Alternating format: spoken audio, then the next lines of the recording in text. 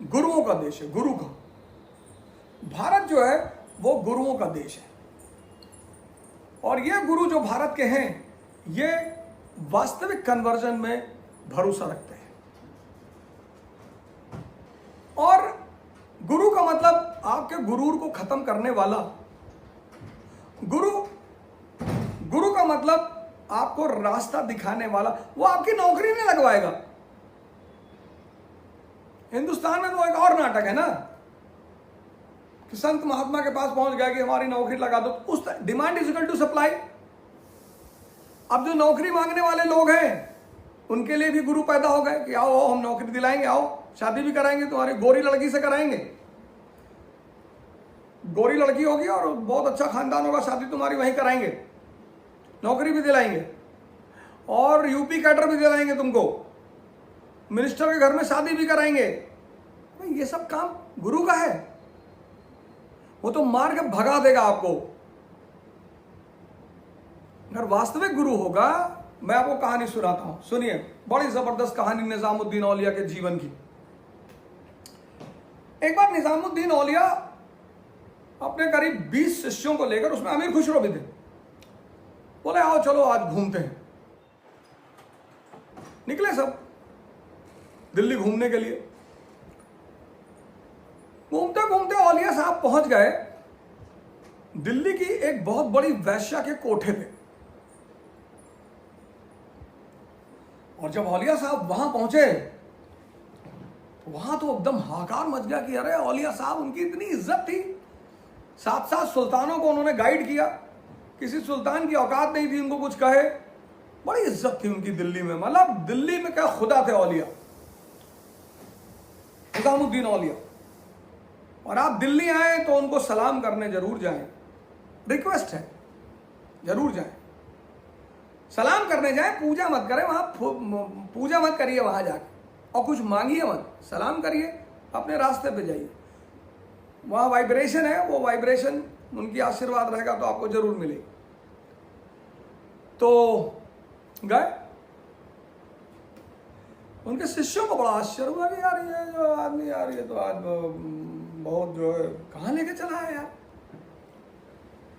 तो उस वैश्या, वो तो वैश्या बेचारी रोने लगी। उसने कहा कि मैं तो धन्य हो गई कि आज आप मेरे दरवाजे पर आए। हाँ बोले, आज मैं आया हूं और आज रात में यहीं पे रहूंगा, और इनकी सबकी व्यवस्था नीचे करो और मैं तुम्हारे साथ ऊपर के कमरे में रुकूंगा रात में। अब तो और खलबली मच गई कि ये क्या माजरा है यार, कल तक तो हमसे अध्यात्म की बात कर रहे थे और मोक्ष की बात और निर्वाण की बात, और ये क्या ड्रामा है। खैर वो उस वैश्या के साथ ऊपर के कमरे में चले गए। फिर उन्होंने कहा कि ऐसा करो, शराब मंगवाओ, शराब की बोतल ही मंगवाना, पानी भरवा कर, और ऐसे ऐसे करके मंगवाओ।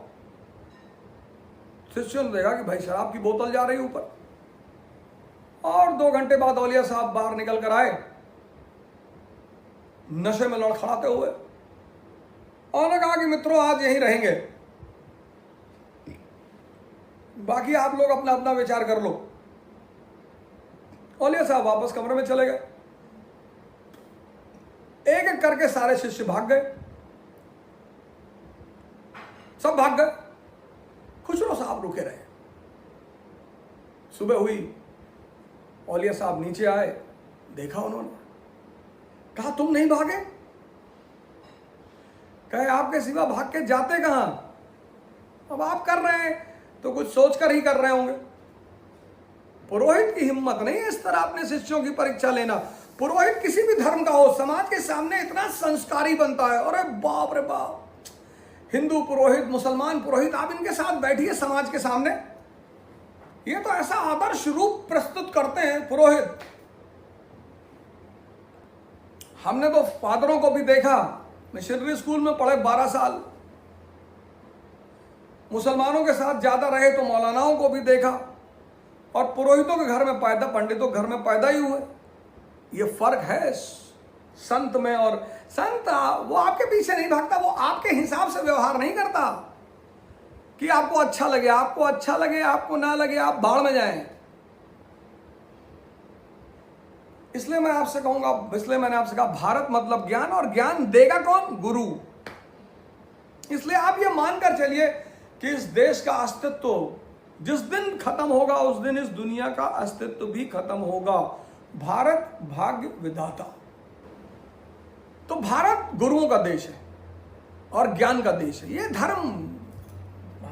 इसीलिए तो सुप्रीम कोर्ट ने कहा कि हिंदू एक विचारधारा है, वो इसीलिए वो किसी से डरती नहीं, सबको बुलाती है, आत्मसात करती है, आओ आओ हमारे फॉर्मूले देखो और लगा के भी देखो, अगर मजा आए तो खरीदना, नहीं तो कौन सी बुराई है यार, अपने पास ही रखो।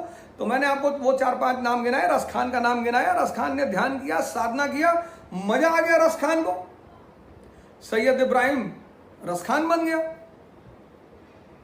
दारा शिकोह को मजा आने लगा ध्यान करने में, अकबर को मजा आने, कनेक्टिविटी बढ़ने लगी।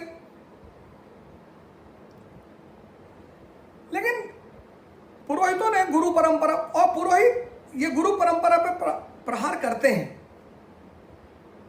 जब गुरुओं पर प्रहार होता है, संतों पर प्रहार होता है, तो पुरोहित जो है बड़ा खुश होते हैं कि बहुत बढ़िया, बेइज्जती हुई बाबाओं की, बहुत अच्छा।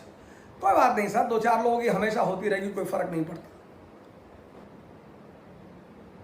बीबी राबिया एक बार दिन के दोपहर में दिया लेकर, खूब सूरज चमक रहा दोपहर में, और दिया लेके सुई ढूंढ रही सड़क पे, दिया लेके मतलब कैंडल लेके।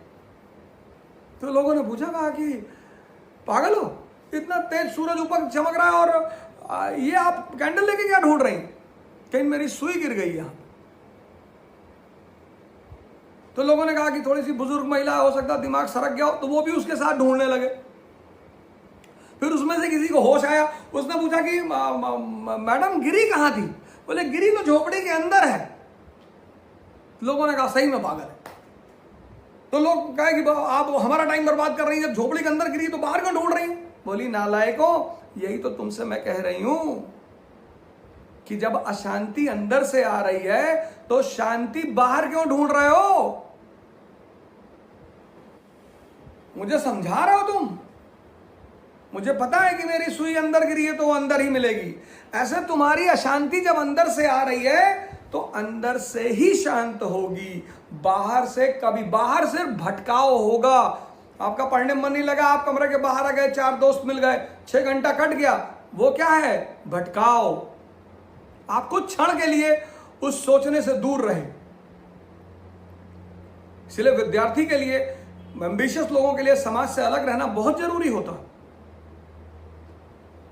आप मूवी देखा है, आप कुछ समय के लिए अपना संघर्ष भूल गए, आपने शराब पी ली, आप कुछ, लेकिन ये सब एस्केपिज्म है।